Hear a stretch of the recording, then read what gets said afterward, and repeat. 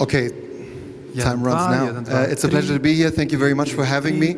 I arrived and I said earlier to the organizers, I wish you would have told me it's so techy because I'm going to talk about the human being. Maybe I would have brought something more techy myself, but I was told it's okay. It's okay to talk about the human being on a digital conference. So I'm going to talk to you about the human factor in this digital world that we live in.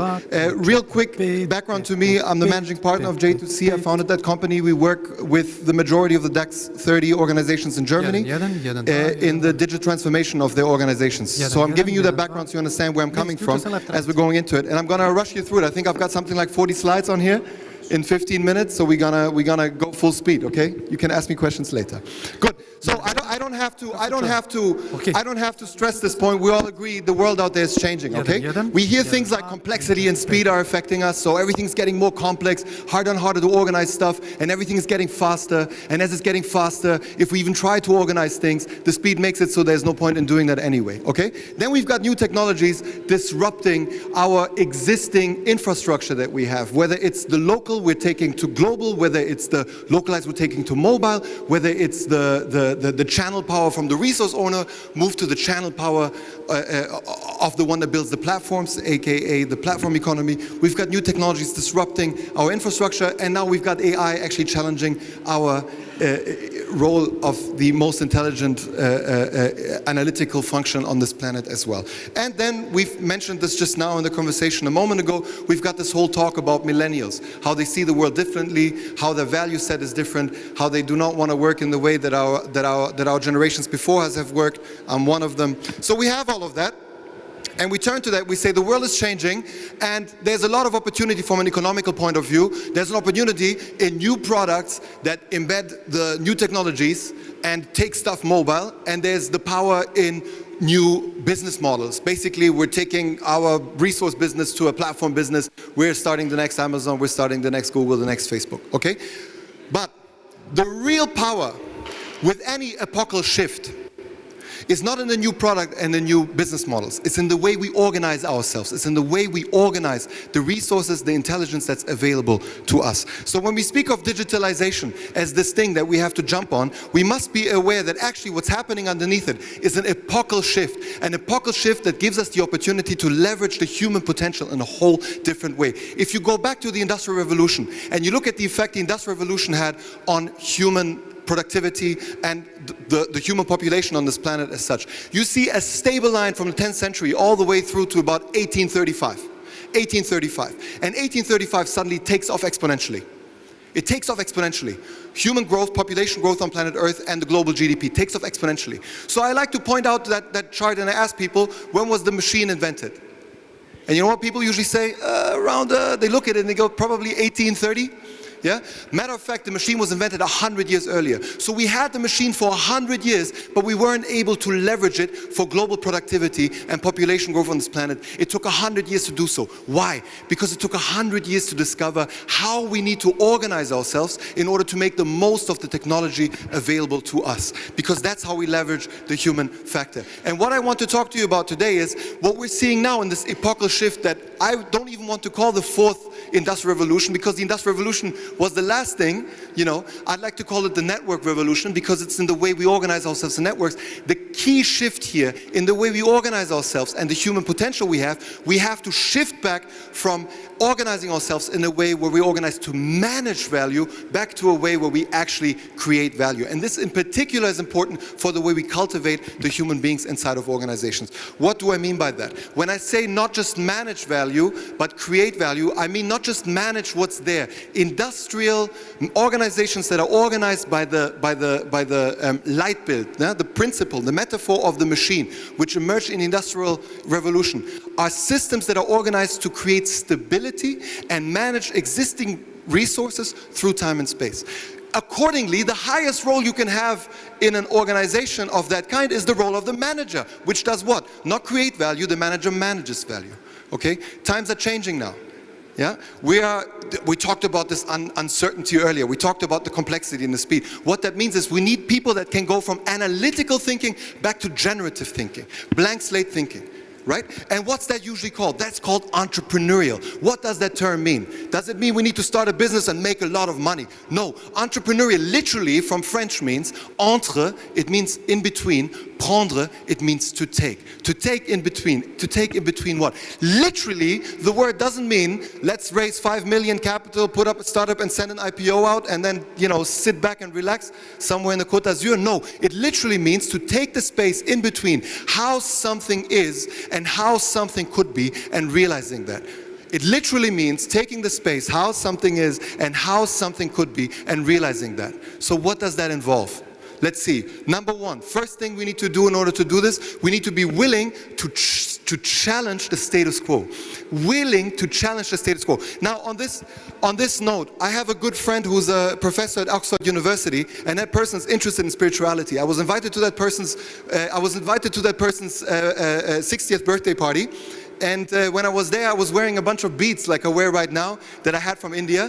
And one of her colleagues, a quantum physicist, asked me, why the hell do you wear these beads? And I started talking about Buddhism and Hinduism and whatnot.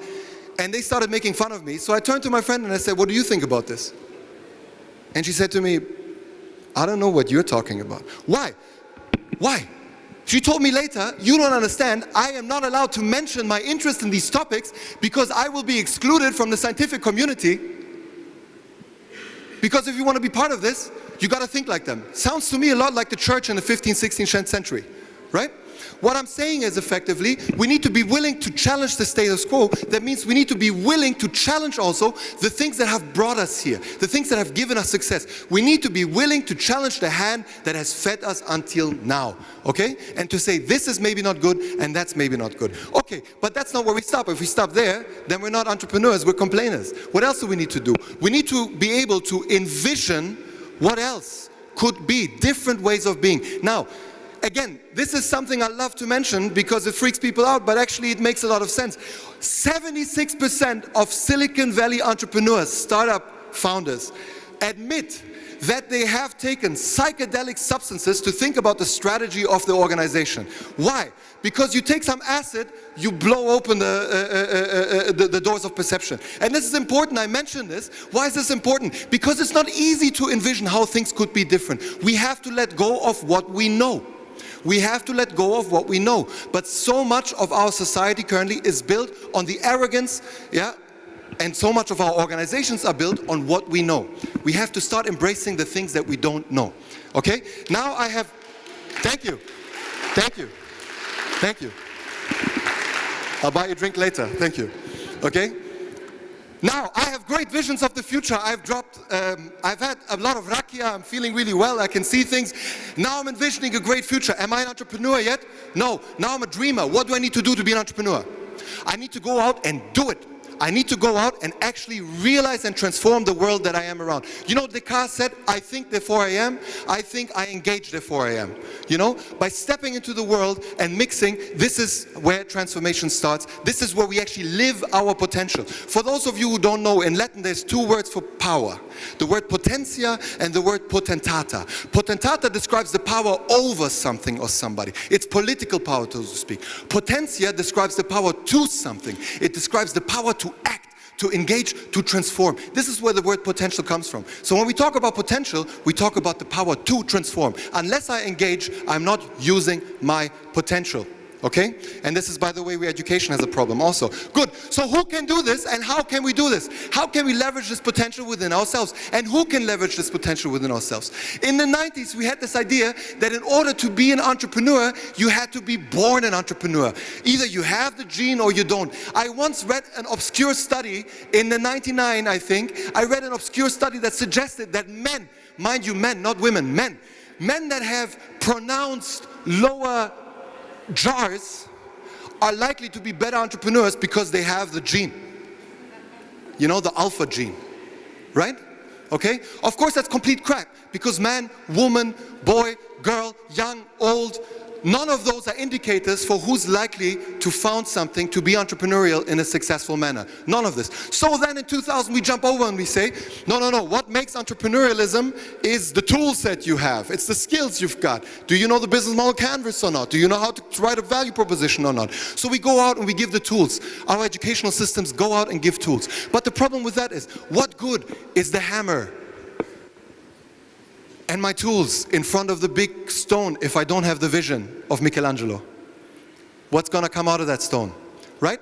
So only in the last, 10, 15 years are we recognizing more and more what makes entrepreneurship possible. What is this entrepreneurial gene? It's not a gene.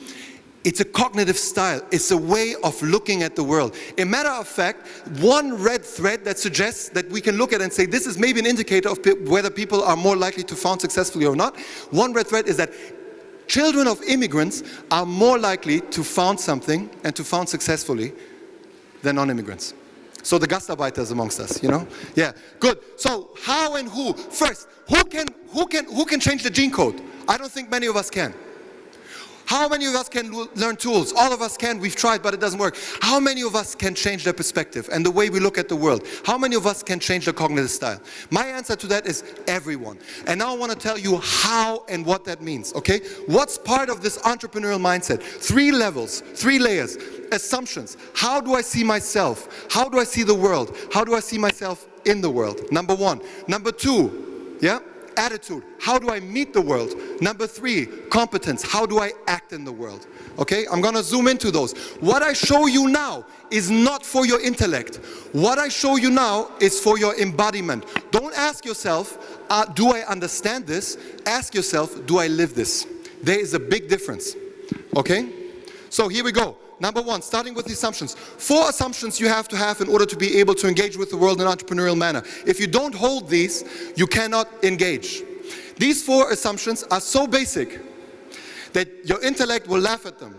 And I say it again, don't let your intellect laugh at them, ask yourself if you live them. Number 1, check this one out. Number 1, reality is malleable. That means the reality I live in can be shaped and transformed, okay? I once had the employee of a big organization say to me, yes, reality is malleable, but not in our company, yeah? That tells you everything about the way we look at things, right? Okay, number 2, not only is reality malleable, but the shaping of reality is a social process. That means humans can participate. It's not just natural catastrophes, you know, earthquakes and shifts in the global consciousness. No, it's humans can actually participate in the shaping of this reality, okay? But this, we can't stop there. You know, I once gave a talk in my native Montenegro and at a university for about 3 hours. I talked about entrepreneurial mindset, and when I was done, this beautiful 22-year-old student gets up and she says, Professor, thank you so much for showing me that the world can be changed, that even in our country we can change things. We don't have to stay where we are. Things can become better. And in my excitement I said, yes, and who can change it? And you know what she said? She said, the next generation. At the age of 22, my friends, why? Why? Because this 3rd point she hasn't embodied yet, which is I have the potential to participate in the shaping and transforming of this reality. And especially on the Balkan, we struggle with this, but not just on the Balkan. How do you practice this? You practice it. That's it. I have a friend who's an entrepreneur who moves his furniture around at home every 6 months. Why? He says this helps me to remind myself that I have power over my environment. Small things like that. And number 4, very important, this shaping of reality is a constant process. It's never ending. You don't do it once and it's done. It's continuous. So that's the way I look at myself and the way I look at the world and the way I look at my position in the world. What about the way I meet the world? 4 things.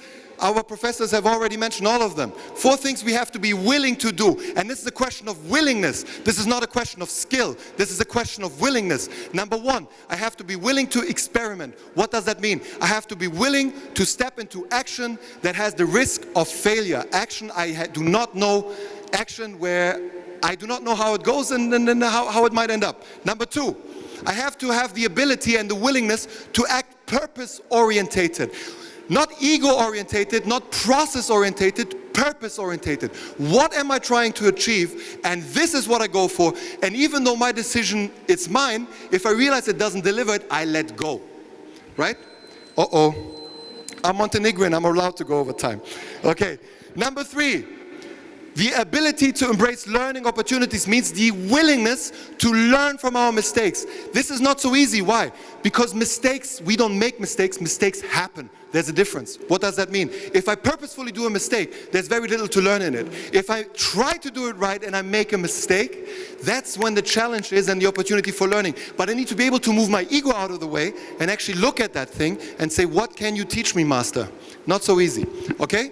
And number 4, the ability to accept uncertainty. Our organizations and our society is designed to eliminate uncertainty where it can. Every next step is planned out.